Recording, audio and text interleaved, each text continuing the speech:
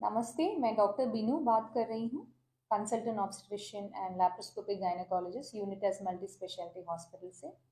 आज हम जानना चाहेंगे कि किन पेशेंट्स को हम लोग सिजेरियन सेक्शन के बाद भी नॉर्मल डिलीवरी दे सकते हैं। मेरे पास कई पेशेंट्स आते हैं जो पूछते हैं कि पहला मेरा सिजेरियन हुआ है, कि अगली बार हम लोग का नॉर्मल डिलीवरी हो सकता है कि नहीं।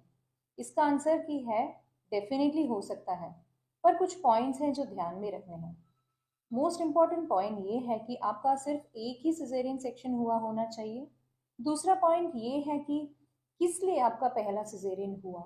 अगर आपका पहला सिजेरियन बेबी का हार्ट बीट कम होने की वजह से हुआ है, जैसे पानी का लेवल कम होने की वजह से हुआ है, या तो अबनॉर्मल पोजीशन की वजह से हुआ है, तो हम लोग ट्राई कर सकते हैं।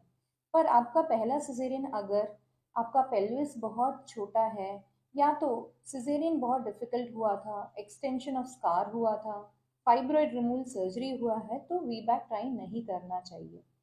और इम्पॉर्टेंट बात यह है कि 2 साल का गैप हो तो अच्छी बात है। और अगर आप वीबैक ट्राई कर रहे हैं तो मेक श्योर कि आपका वेट और वजन ज़्यादा ना बढ़े प्रेगनेंसी में। और इम्पॉर्टेंट बात ये भी है कि अगर आप वीबैक ट्राई कर रहे हैं तो उस हॉस्पिटल में 24/7 सिजेरियन सेक्शन होने का फैसिलिटी होना चाहिए, जिसमें एनेस्थेटिस्ट, गायनेकोलॉजिस्ट और पीडियाट्रिशियन अवेलेबल हो।